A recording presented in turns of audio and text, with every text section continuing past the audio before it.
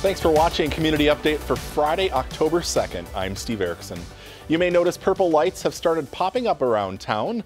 They are to recognize that October is National Domestic Violence Awareness Month. That includes the Coon Rapids Police Department and City Hall, which will shine purple all month.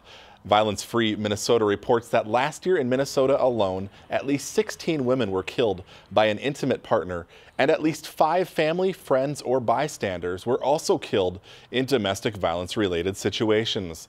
Nationwide, roughly 20 people are physically abused every minute by an intimate partner.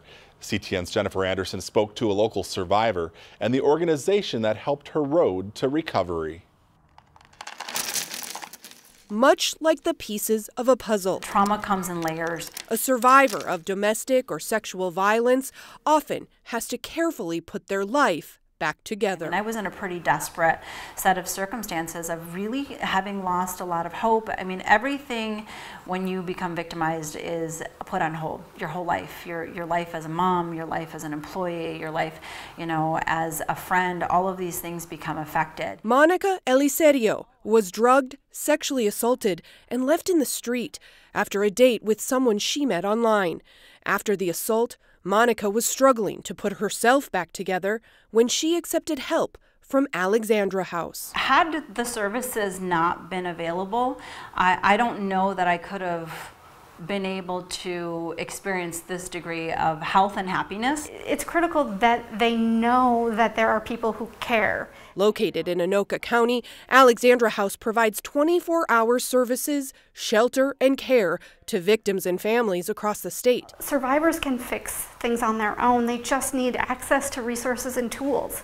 And so if we can come together and say, you're not alone, and I believe you, and I'm here not to do the work for you, but to help you do the work that you deem necessary, that in itself is empowering.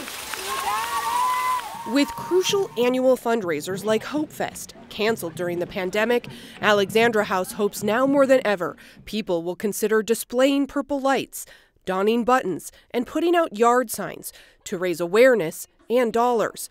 From art therapy to housing help, Alexandra House tries to address all the pieces that domestic and sexual violence can shatter. Domestic and sexual violence are systemic societal issues that have ripple effects with education, poverty, hunger, housing, public health, public safety. So it touches all these different issues. So if we don't deal with one piece of the puzzle, you're never going to put it all together and fix it. Piece by piece, Alexandra House has helped Monica rebuild. And it was a springboard for opening up doors and avenues of what healthy looks like for me. Now, Monica sits on the board of Alexandra House to help other survivors make themselves whole again. For Community Update, I'm Jennifer Anderson. You can learn more about the services or make a donation at alexandrahouse.org. They also have purple light bulbs, buttons, and yard signs available all month long. Anoka County is looking for feedback from the public about relationship violence. The survey takes about 10 minutes to complete and is open through the end of October. You can find it by logging on to anokacounty.us. The survey results will help community leaders better understand the problem and make plans to prevent it. This week, middle and high school students return to the classroom in the hybrid learning format. It's the new normal for students and staff due to the pandemic. CTN's Steve Antis visited Coon Rapids Middle School. Kids were saying it was weird and different, but they were really happy to be back and connecting with their teachers. And so our lesson today is going to be all about imagery and symbols. Students in Tyler Schmidt's 8th grade English class are learning how descriptive language helps them understand the theme of a story. Distance learners, you have an option right now. And it's all through trial and error. School principal Tom Shaw says the middle school has about 1,600 students, with many learning online. A third of our kids chose to just stay at home and learn from home full time.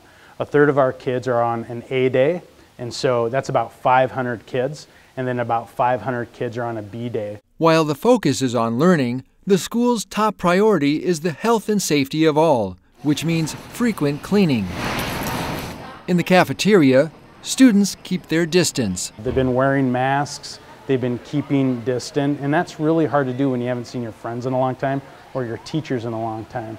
To maintain safety measures, school nurses do contact tracing on ill students. There's a very rigid safety protocol our nurses are really well versed in. And there are short-term isolation rooms which can be used until they can be picked up by family. Distance learners? It's trial by fire as teachers learn to engage students online. The best kind of teaching is always in person, but for the kids at home, we're really trying a lot of different things to get them to be a part of the class, and we're drawing them in much better than we did last March. All right, distance learners, give me a thumbs up in the chat that you're ready to move on. From Coon Rapids Middle School, I'm Steve Antis reporting for Community Update. Principal Tom Shaw says he's using social media to reach out to the Coon Rapids Middle School community on all the latest student-related developments. Meanwhile, the school district is closely monitoring county health data to determine the possibility of bringing elementary students back to the classroom full-time. School officials plan to give parents a 2-week notice before a change is made. Speed behind the defense, a goal!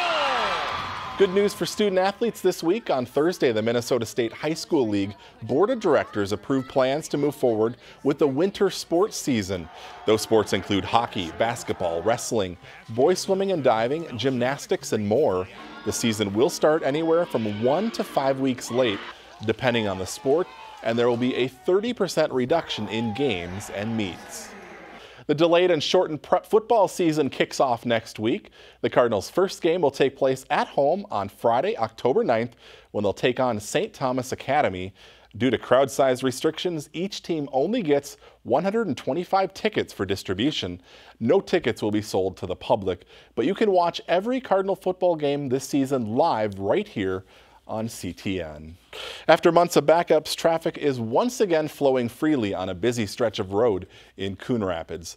This week, crews put the finishing touches on the reconstruction of Hanson Boulevard between Northdale Boulevard and Main Street. The work, which has been going on since the spring, includes raised medians, additional turn lanes, and a new traffic signal at 121st Avenue. There's also additional capacity on southbound Hanson near the Holiday Station, which should allow traffic to stack better during the busy morning rush.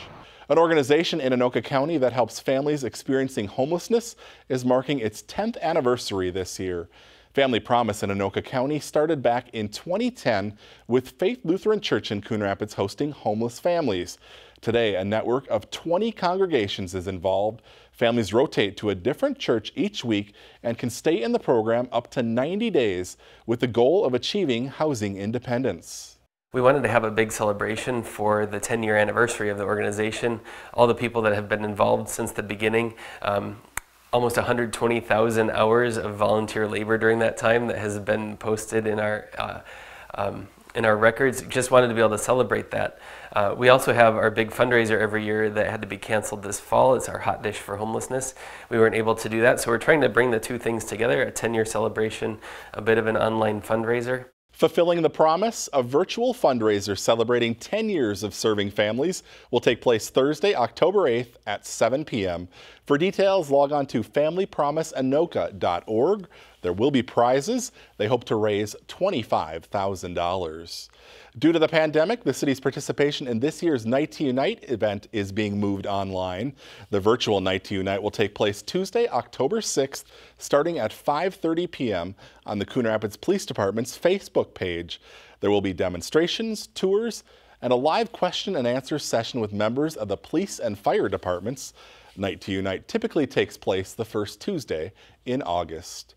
Time is running out to get your hands on fresh produce and other goodies from the Coon Rapids Farmers Market. The final day of sales for 2020 will be Wednesday, October 7th from 3 to 6 p.m. The Farmers Market is located in the parking lot of the Coon Rapids Ice Center. Due to COVID, precautions have been put into place this year, including face masks and social distancing. All right, that's all we have for you this time. Thanks for watching, and we'll look for you right back here again next week.